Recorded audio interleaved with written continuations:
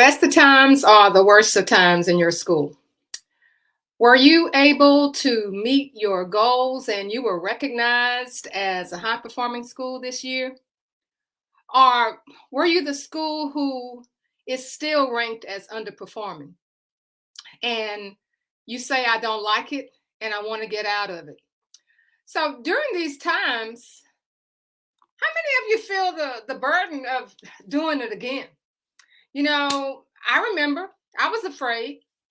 The feeling I had is that, maybe I can't do this again. And if I couldn't do it again, I was feeling on the inside that maybe I would be seen as a failure.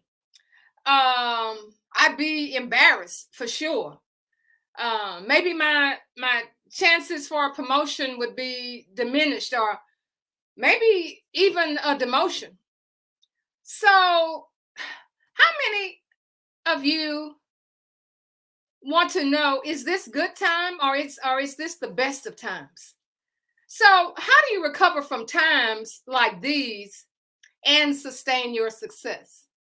Well, I want you to know my name is Barbara Polk. I have the honor of turning around schools that were low performing, underperforming, in need of improvement.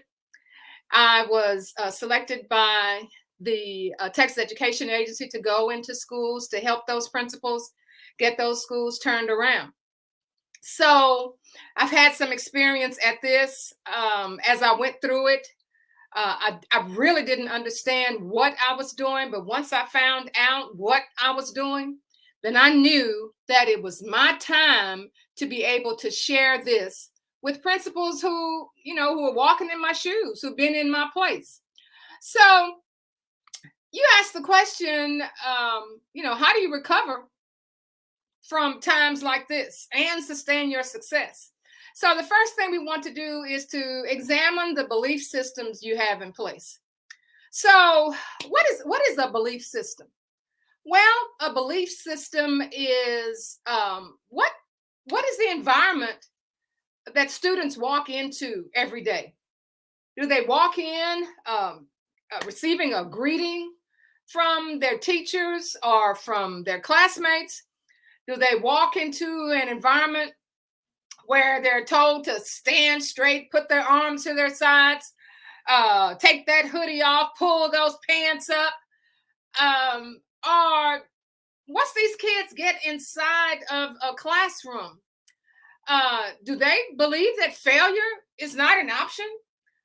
And when I say failure is not an option, it means that, you as the principal, make sure that teachers convey to students that yes, the content may be a little difficult.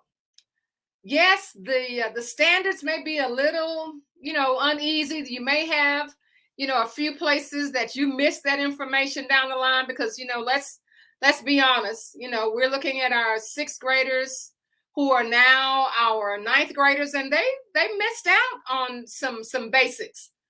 But do you have an environment where the teachers know that they can convey that to the students, that we're going to be all right?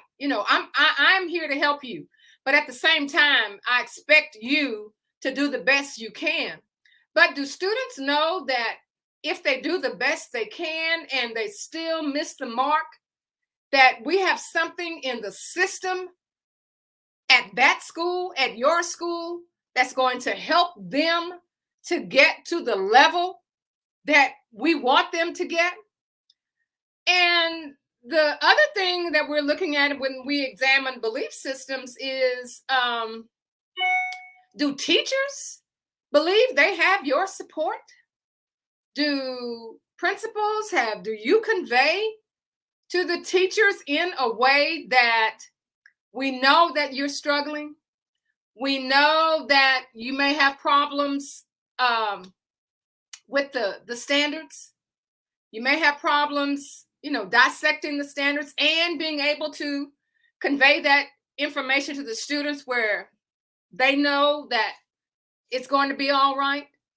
Do teachers know and feel that when they need professional development, that they have the support of the principal. If they have problems with classroom management, that there will be somebody there to help them. Is your environment one where if you can't teach them, just throw them out and we'll just work with the ones we have in front of us? Is that your belief system? So what I'm telling you is that in order for us to recover during these times, and for those who were blessed enough to sustain your success and you need to do it again, or you had your greatest success this time around and you are a new principal and you know that you have the pressure on you, you're feeling, I have to do it again. I have to do it again, even though I don't have the same teachers. I may not have the same leadership team, but I'm gonna have to do it again. So what I'm telling you is the way for you to recover during these times, if you didn't reach your mark, and if you did reach your mark and you have to sustain your success, you have to have a winning culture. A winning culture is one where the environment is that people know that failure is not an option. So what does failure is not an option mean? It means that we're going to do whatever it takes as a team, as a principal, as a leadership team, as a teachers, as a student, as the community. At this school, we are going to figure out a way to make sure all students succeed. Now, I know that may sound far-fetched, but I never saw anybody who was trying to reach a goal and try to do shortcuts. There was no shortcut. There is no shortcut. So the biggest thing is to examine your beliefs. What do you believe? What do students believe? What do teachers believe? A winning culture will turn your school around and you will sustain your success. I'll tell you about a story that a parent told me. And the story goes like this. She transferred her student from a school district that was, so-called, a low performing school district, into a school district that, had met its highest rank. And they were, experiencing a few problems right before at progress report time, with her child. So she met with the principal. The principal showed her to the counselor, and the counselor said, let's look at your child's grades. So they saw that the child was a transfer and that the transfer was from a school district that was, not top of the line, in their mind. And the counselor made the comment to the parent and to the child, things are hard over here. What does that mean? Things are hard over here. They're in the same state. They have to pass the same standards. They're required to have certified teachers. They have substitute teachers, like all schools at this time. But what did that counselor mean when she said, things are harder over here than they were at your previous school? You know what it was? It was that belief system that was in that school. They believed that things were harder over there. But through further investigation, that parent found out that they had safeguards to make sure that those students who were not getting it, that there was a place for students to go to in order to meet the standard. There was somebody there who could help them. There was a system in place that all students knew about, where they could go to make sure they could bridge that gap. That is a winning culture. We believe that our school, we're harder than your school. That's their belief system.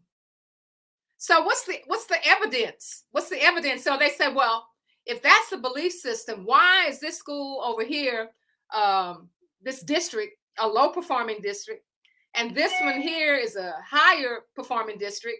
Is it the students? Is it the socioeconomic background, which may have something to do with it?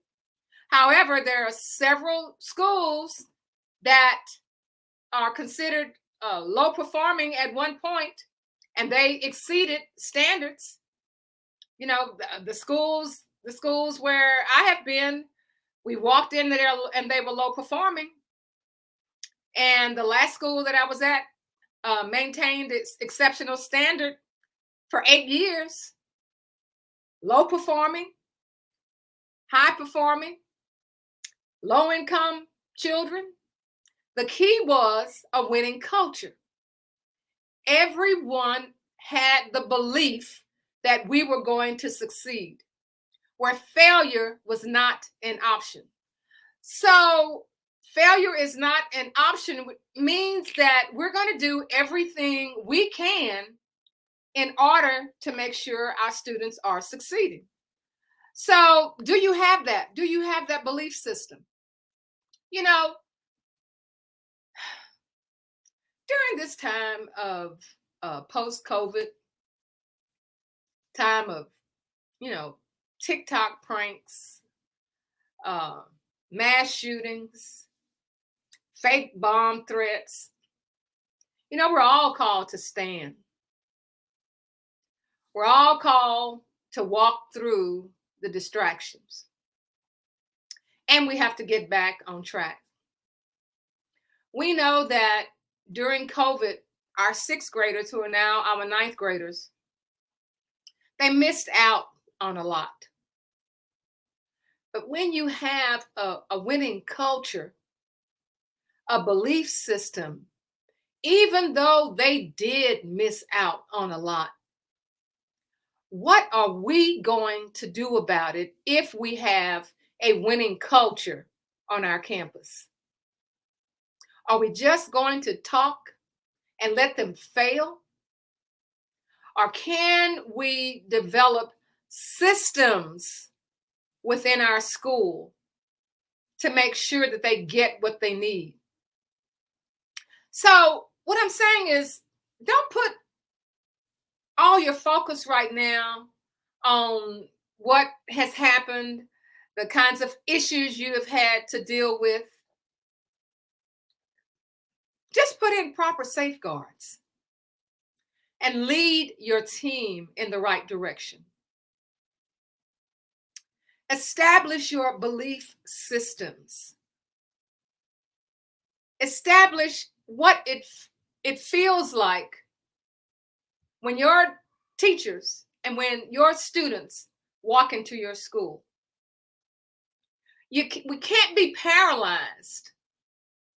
We have to use these times to fortify ourselves and be the change. Education is not, and schools are not the way they used to be. They will never be that way again. And for many of the changes that we have seen in education, it is something that needed to change. Some of the old ways, the pre-COVID, needed to disappear. So now is the time. It's the time for you to look for direction. Look for direction from your team. Look for direction from your colleagues. Look for direction from your students. They play a part. What do they need? We can't be paralyzed. Always be vigilant. Always be aware of what's going on around you. Find out what's working and repeat that. If something is not working, throw it out. Get your team to work on the same accord. So now is the time. Always be vigilant. Ask questions. Don't assume because you think it's a good idea that you think it's going to work and you haven't consulted anybody else. Oh, I've gone through that. I've gone through the time where we were having a special event. I took the event on myself. I decided what everything was going to be. And it was a big flop because that was my project. And somebody asked me after it was all over and it was a big flop, or they told me, if you would have asked me, I would have told you that that wasn't going to work, but you didn't ask me. Was that a learning opportunity for me? Absolutely. So let's focus on the environment that we have in our schools. Let's focus on the belief systems that we have. Let's focus on the teaming that we have. Let's focus on the children. Let's focus on the community. Our winning culture is going to move us up the ladder, and it's also going to help us to sustain our success. So you're saying, all right, Dr. Post. So you're saying that, if we have a winning culture, we're just going to automatically sustain our success, and we're just going to automatically meet our standard, and we're going to meet it every year. What I'm saying is that if you don't have a winning culture, you cannot put in place everything else that needs to be done for your school to succeed, for your school to sustain your success. That's what I'm saying. Now is the time to make that decision. Always be vigilant, ask questions, survey the situation, and make a decision. I want to paraphrase a parable. And the parable goes like, now is the time for you to plant good seed. Now is the time for you to plant good seed. Weeds will be planted by unsuspecting circumstances. Weeds are going to be planted. The good seed will grow as well as the weeds. Let both grow until the harvest.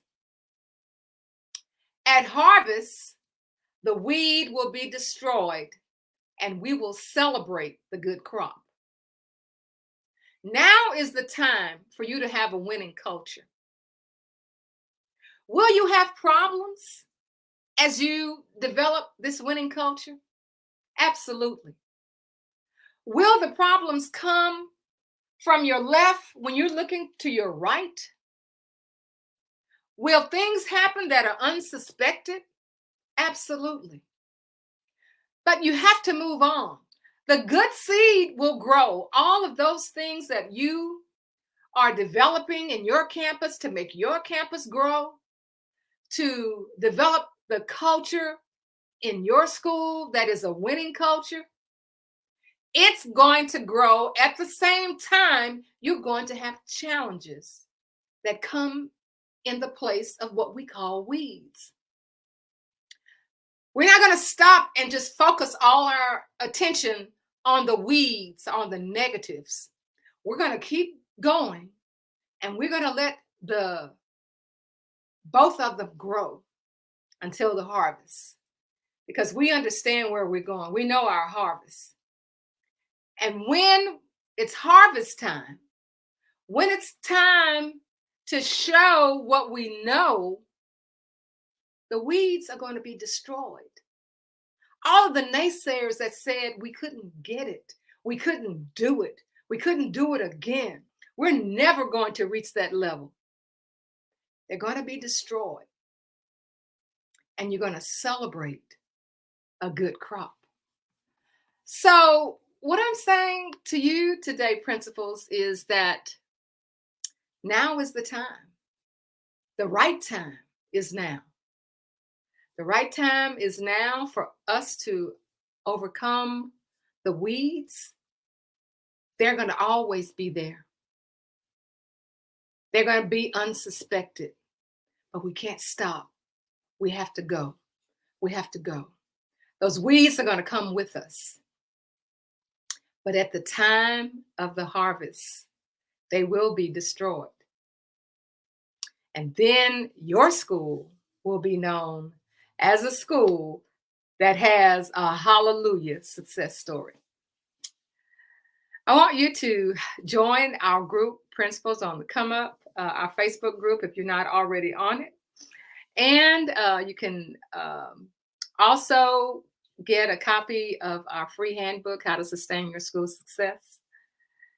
And just continue to join us. And if you want to, have more conversations like this, just hit those links that are below.